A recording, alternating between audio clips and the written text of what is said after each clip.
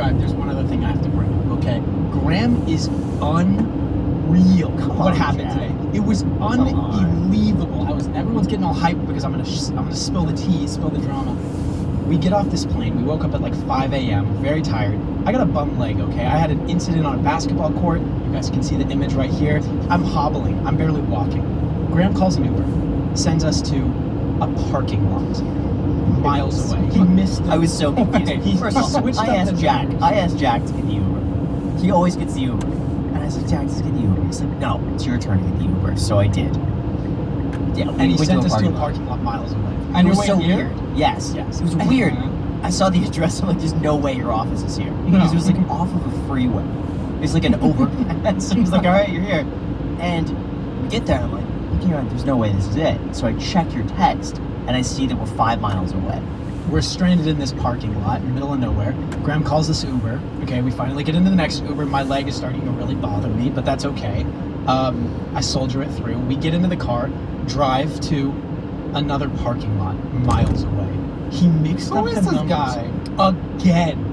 It's the right street thing. And he mixed the second time I thought it was the Uber. And he made a mistake. I'm like, the dude must have gotten this wrong. But I looked at your address and then I typed it in, but I went back and forth between them, and somehow in my mind I read the addresses as the same even though they were not. We could have been filming under a freeway though. Maybe I'm doing this on the cheap. Yeah. Saving the money. I think it's, honestly, I was on like 4 hours of sleep last night, and for whatever reason, that kind of screwed with my mind. So now I'm like double fisting 2 coffees here. This is the consequence of me no longer filming at my house. It's having to find an office space. But we've also had like 6 guests come here now, and only one has never been able to find it. It's you guys. You guys, professional getting travelers. Dropped off here, we got dropped off on the wrong side, and we had to walk around to get here. It was very confusing. This exciting, this guys. guy. Yeah. Anyways, Caleb, thanks so much for coming back on the show. The first episode, everybody loved it, and they all wanted another one. And we have some tea and some drama that we got to bring up at some point during this episode. Yeah. I don't even know what it is. The first big piece is you interviewed Boogie, and that was something completely unexpected. The interview came out. For those unaware, Boogie is one of like the OG YouTubers. He's been doing this for like 15 years. He has millions of subscribers, and he's broke. And so when this documentary came out on his lifestyle, people were very much criticizing his lifestyle, and they said he had narcissism and personality disorders, but you went at it from the perspective of his personal finances. What was it like meeting him? He's interesting behind the scenes. Well, wasn't even expected to talk about him. Like, do I want to just like out his entire existence? No, probably not. But I mean, okay, a little. I heard he was talking trash after the episode. He was talking trash after the episode, but the dude is just so nice and gentle in person, and you can tell, unlike you guys, who you're the same as you are off camera. I think I'm the same off camera as I am on camera. He's not. He kind of puts on a show, which I think is why a lot of people find him to be a little more fake, which isn't surprising why an audience would fall off like that. If the person you're not watching is genuine on YouTube is supposed to be the place where you're literally just seeing the person, So he was very nice, very happy. But then, after we recorded the episode and everything, he went and he trash talked on his own podcast. It's so funny because I did this Caleb Hammer episode, but number one, that guy was such a dumb thought that I actually bought a Tesla. Anybody with a brain knows I didn't buy a Tesla. It's like trying to find something to nail me on. He's like going through my bank account, and the only thing he can find to nail me on is like eating out. Look at me. Do I look like somebody who's saving money on food? He trash talked on Twitter, and then a couple times on Twitter he was like, "No, this is for the drama, and this is for that." It was very confusing to follow. And like me and my team, we were just like sitting back watching him just do his own thing and just confused as to why. So what did he say about you? I think he said I was a dick, which, fair enough. It's fair. I can be a little bit of a dick. True. Yeah. It's fair. Though I was actually pretty gentle to him, because one thing he's really good at. Yeah. He's very good at the manipulation around therapy talk. What is therapy talk? Therapy talk in terms of just bouncing around subjects and making everyone feel very sympathetic for your situation, and just making it seem like everything's excusable in a way. He was very good around just dancing around things, and also, I mean, he lied a lot as well. Did he? I mean, so I didn't catch anything. That Chick-fil-A thing. I don't know if you guys watched the full episode, but he was talking about going to Chick-fil-A and he spent like $20. He was like, I gotta feed 2 people.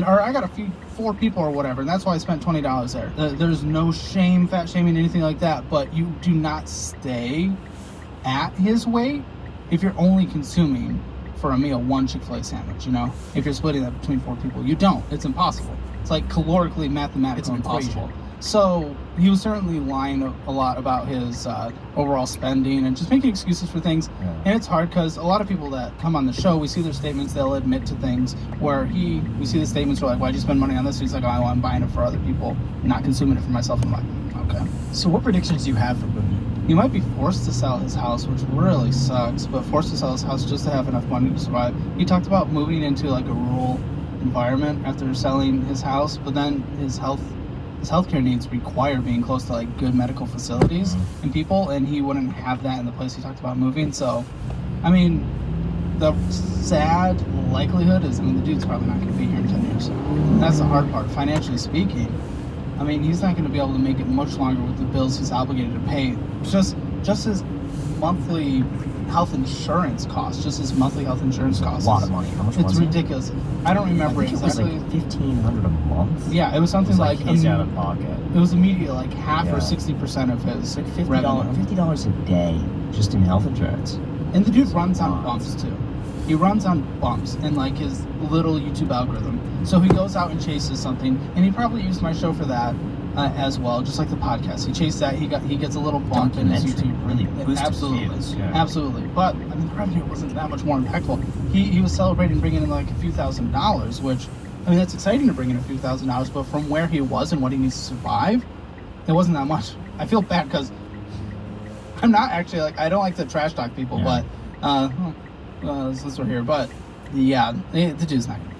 My Financially takeaway from your episode, when you really did the budget, you broke it down, how much he was spending, how much he needs to spend, he was really only $1,500 a month off Yeah. at the end of it, assuming he's going to cut back where he needs to. Everything. Yeah, only $1,500. There's no reason why he couldn't find a way on YouTube, especially, to make an Totally extra could. $1,500 a month. And he So has it's a it's low cow doable. podcast as well that I think Yeah. is starting to do okay with Keemstar and some other person that's kind of fallen off the YouTube world. So, there's definitely ways. He puts low effort into things like his Patreon and other things that he tries to sell his audience. He doesn't put any value into them, so he doesn't really receive any rewards from them. His Patreon that came in, what was it? It was like $40 or something. His Twitch was like $150. He doesn't put effort into things and actually provide value that people want to consume as a viewer or pay for. Could be, though, he's not giving that value because he's not receiving anything first. So if it's hard to put value into something, it's It like, is. I'm making $40 a month, why would I spend time on this? Yeah. It's $40 a month versus I could make more YouTube videos. So Mhm. I'll keep this going, I'll do this, but Which is what I It's hard recommended, to- all in yeah. on YouTube. But I right think about you it, said in so. your reaction to the video, he's kind of stuck on YouTube 10 years ago. yeah. He hasn't really evolved with the platform. You got to constantly evolve. But with all this being said, very pleasant person in person. It's interesting that there's a character on screen, off screen, because I'm not used to that. Most people we've met, they're the same people all throughout. Most people I've met, at least. So that was a little weird. And then the trash talking afterwards, that was very weird. Because I don't think I'm that intimidating. I'm just over here, just kind of chuggy little boy. If you want to tell me to fuck off, tell me to fuck off. I'm good with that. Just tell me in person. Yeah.